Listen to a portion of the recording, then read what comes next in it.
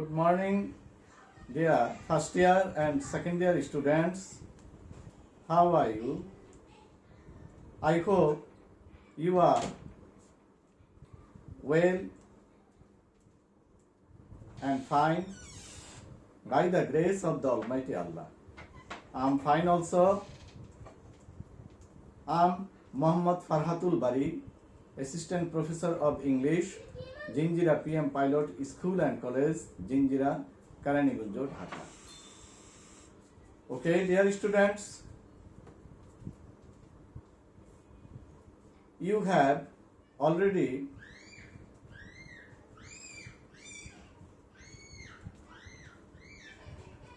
known about the usage of adjective. Today I will discuss about the usage of noun. Okay, dear students, look at the whiteboard. Let us see our today's lesson, rules of fill in the gaps, close test with or without clues, usage of noun. After we have studied the lesson, you will be able to know about the use or usage of noun. অর্থাৎ আজকের এই পঠিতব্য বিষয়ের পাঠ করার পরে বা এটা জানার পরে তোমরা কিন্তু নাউনের ব্যবহার বা প্রয়োগ বিধি সম্পর্কে জানতে পারবে। এবং আজকের লেসনের বিষয়টি হচ্ছে rules of fill in the gaps, cloze test with clue or without clues. Let us start now. You have to pay heed to my words. You have to take your pages and write down the usage of noun. Usage of noun, নাউনের ব্যবহার। English গ্রামারে noun বাক্যে যেভাবে ব্যবহৃত হতে পারে তা নিম্নে দেখানো হলো। দেখো একটুখানি যে আমরা একটু প্রথমে দেখানোর চেষ্টা করছি যে ইংলিশ গ্রামারে কিভাবে নাউন বাক্যে ব্যবহৃত হতে পারে। দেখো স্ট্রাকচার অনুযায়ী আমরা দেখতে পারি, প্রথমে আমরা একটু এটা বিভাজন করছি যে কিভাবে ব্যবহার করা হয়। 1, নাউন হিসেবে ব্যবহৃত হতে পারে। আবার নাউন ডিটারমিনার প্লাস নাউন এই হিসেবে এই নাউনের ব্যবহারটি হতে পারে। ডিটারমিনার এই নির্দেশক তোমরা নিশ্চয়ই জানো, আ এন্ড দি, দিস, দ্যাট ইত্যাদিকে ডিটারমিনার বলা হয়।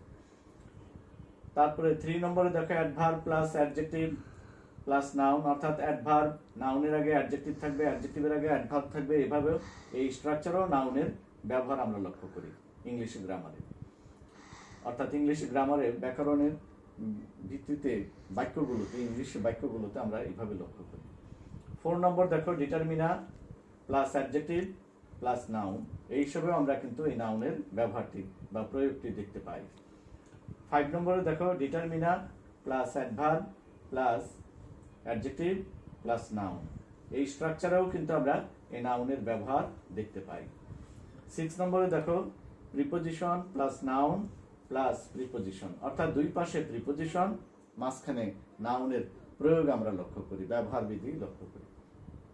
7 নম্বর দেখো main verb plus noun plus preposition, এভাবেও কিন্তু আমরা মূল ভার্ব প্লাস নাউন বিশেষ্য, তারপরে মূল ভার্বের পরপর বিশেষ্য রয়েছে এবং তারপরে প্রিপোজিশন, এই হিসেবেও আমরা কিন্তু এই নাউনের ব্যবহার বিধি লক্ষ্য করি। 8 নম্বরে দেখো some, any, few, a few, little, a little, many, এই যে এগুলো কিন্তু ডিটারমিনার।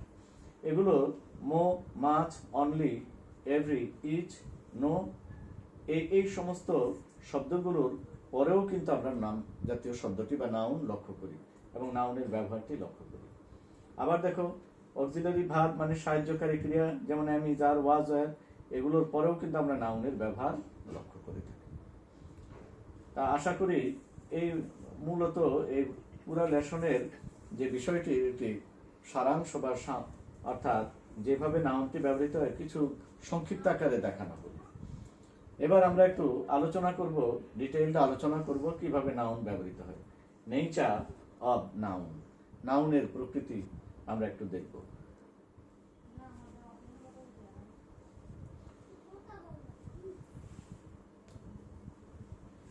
নাউন বাক্যের সাবজেক্ট হিসেবে ব্যবহৃত হয়, অর্থাৎ একটি নামজাতীয় শব্দ একেবারে বাক্যের সাবজেক্ট হিসেবে ব্যবহৃত হতে পারে। যেমন corruption is prevailing in our country, এই কারাপশন শব্দটি একেবারে বাক্যের প্রথমে ব্যবহৃত হয়েছে। Corruption is prevailing in our country, আবার বলছি, এই যে দেখো কারাপশন শব্দটি আবার একেবারে বাক্যের প্রথমে নাউন হিসেবে ব্যবহৃত হয়েছে, দ্বিতীয়বার বললাম তোমাদেরকে। এবার দেখো স্টার চিহ্নিত দ্বিতীয় অংশটির মধ্যে দেখো নাউন ভার্বের অবজেক্ট হিসেবেও ব্যবহৃত হয়। তার উদাহরণটা দেখো, sports have earned, sports have earned, এই যে আর্ন এটা হলো ভার্ব, ভার্বের মূল ফর্ম। এই ভার্বের মূল ফর্মের পরে দেখো পপুলারিটি একটি নাম জাতীয় শব্দ, নাউনটি ব্যবহৃত হচ্ছে। তাহলে ভার্বের অবজেক্ট, এই ভার্বের অবজেক্টটা কোনটা? Popularity as a source of entertainment, অর্থাৎ এই ভার্বের পরবর্তী যে অংশগুলো এগুলো সবই হচ্ছে কি অবজেক্ট। এই ভার্বের অবজেক্ট হিসেবে বা কর্ম হিসেবেও কিন্তু এই নামজাতীয় শব্দটি ব্যবহৃত হয়েছে। এবার দেখো নাউন বা বিশেষ্য প্রিপোজিশনের অবজেক্ট হিসেবেও ব্যবহৃত হয়। আমরা একটু লক্ষ্য করি যে যেহেতু বাক্যের মধ্য দিয়ে, উদাহরণের মধ্য দিয়ে নিয়মটি বেশি ভালোভাবে বোঝা যায়, কাজেই উদাহরণটি আমরা প্রথমে লক্ষ্য করি। People risk their lives by polluting the environment, অর্থাৎ লোকেরা ঝুঁকির মধ্যে তাদের জীবনকে কি নিপতিত করে বাই পলিউটিং দ্য এনভায়রনমেন্ট, অর্থাৎ তাদের পরিবেশকে কি করে দূষিত করার দ্বারা।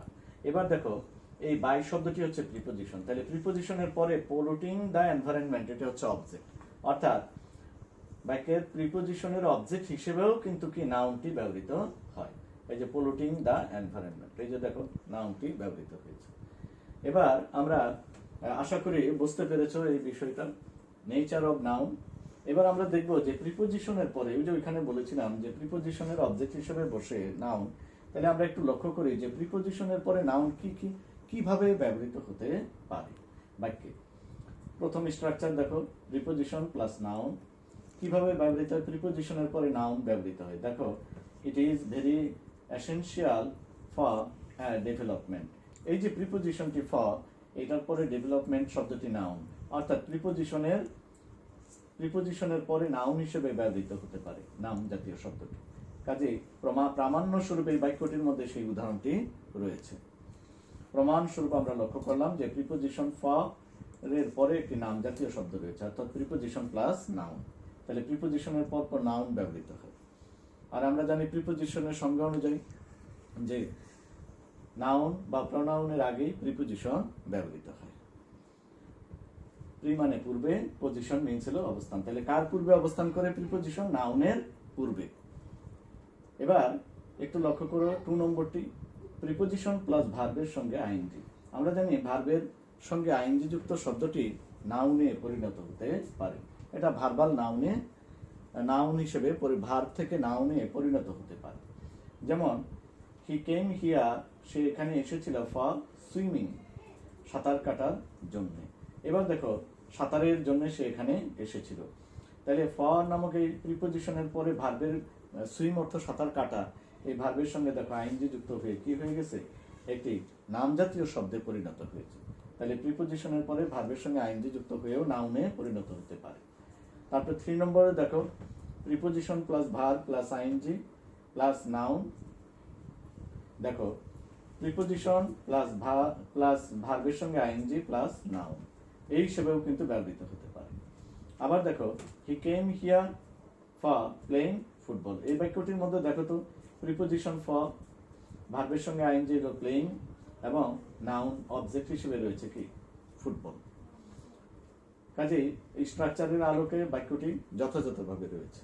এবার দেখো 4 নম্বরটি, preposition plus noun plus preposition plus noun. দেখো প্রিপোজিশনের পরে নাউন ব্যবহৃত হয়েছে, আবার প্রিপোজিশনের পরে নাউন, অর্থাৎ মানে সমানভাবে কিন্তু অগ্রসর হচ্ছে।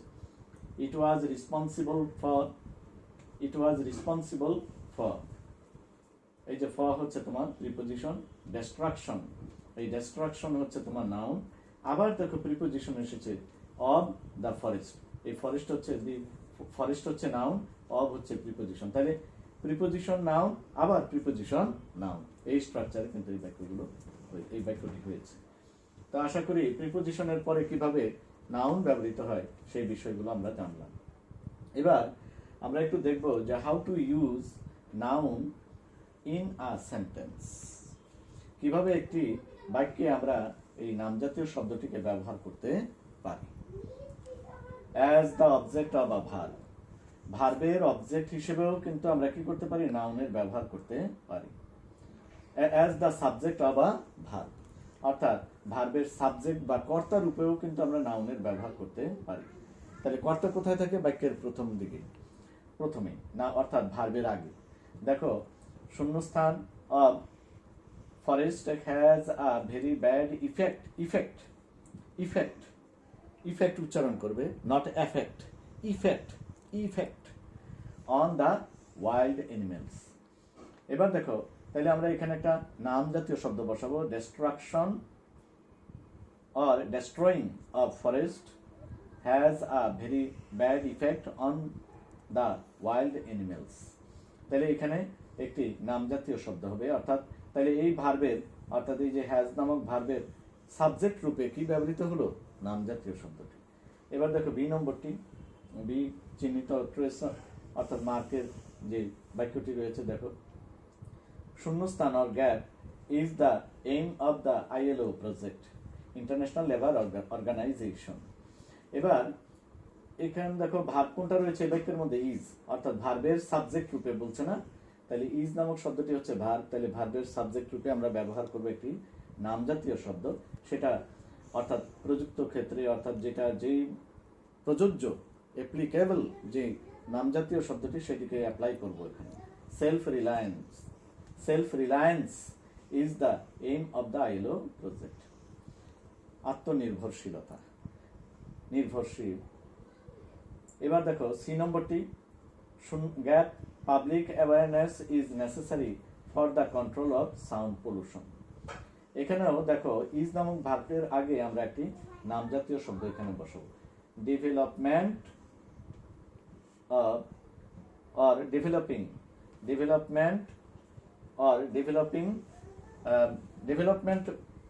এখানে একটা অফ শব্দ ব্যবহার করতে হবে, যেহেতু ডেভেলপমেন্ট ব্যবহার করলে, কিন্তু যখন তুমি আইনজি যুক্ত নাম জাতীয় শব্দটি ব্যবহার করতে চাইবে তখন কিন্তু সেটার সঙ্গে আর অফ ব্যবহার করার প্রয়োজন নেই। Developing public awareness is necessary, developing ব্যবহার করলেই তখন হয়ে যাবে।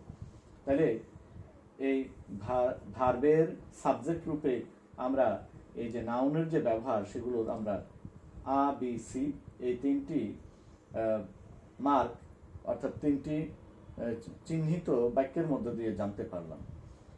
এবার দেখো 2 নম্বরটি, as the object of a verb, অর্থাৎ ভার্বের অবজেক্ট রূপেও যে নাউন ব্যবহৃত হয় তার একটা নমুনা দেখো। 4 স্পেসিফিক ফ্যাক্টরস কজ, চারটি নির্দিষ্ট বা বিশেষ ফ্যাক্টরস মানে কি কারণ, কাজ করে, die of millions of people. এই যে এখানে আমরা ভার্ব আছে কজ, এই কজ ভার্বের পরে একটি নামজাতীয় শব্দ বসাবো, অর্থাৎ এখানে 4 স্পেসিফিক ফ্যাক্টরস কজ ডেথ, ডাইকে আমরা কি করে ফেলবো, ডেথ, ডাইয়ের একটি নামজাতীয় শব্দ হচ্ছে death of millions of people. এই ডেথ শব্দটি নিশ্চয়ই জানো, এই শব্দটি আমরা ব্যবহার করব, ডেথ, অর্থাৎ কোন শব্দের শেষে টিএইচ থাকলে সেটা সাধারণত নামজাতীয় শব্দে পরিণত হয়। তা আশা করি এই নিয়মগুলো অর্থাৎ ইউসেজ অব নাউনের এই নিয়ম কানুনগুলোর সম্পর্কে তোমরা সম্যক ধারণা পেয়েছো। আশা করি এটা তোমরা বাসায় পড়বে, আর পরবর্তীতে আমরা এক্সারসাইজ দেব, পরে আগে শেখাবো তারপরে এক্সারসাইজ দেব। তো thank you very much, this is for the day, see you in the next class.